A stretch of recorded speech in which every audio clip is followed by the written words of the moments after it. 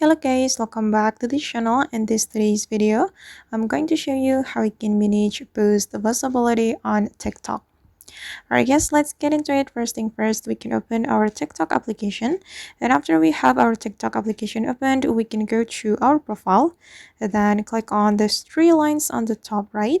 And here we have to select the settings and privacy. Okay, and you can go to the activity center.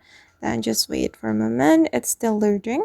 All right, and as you can see guys, here we have option to manage post visibility.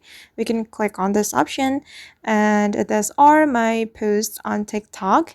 And for example, I'm going to make my private video become public video, so we can select the private video like this. Then we can click on next, and I'm going to make it visible for everyone so everyone can see this post. Then we can click on update.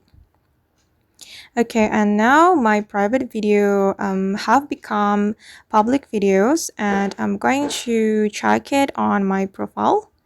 Okay, this is my private video and this one as well. Then, or I guess that's how we can manage post visibility on a TikTok. I hope this tutorial will be useful for you. Thank you so much for watching, and see you in the next video.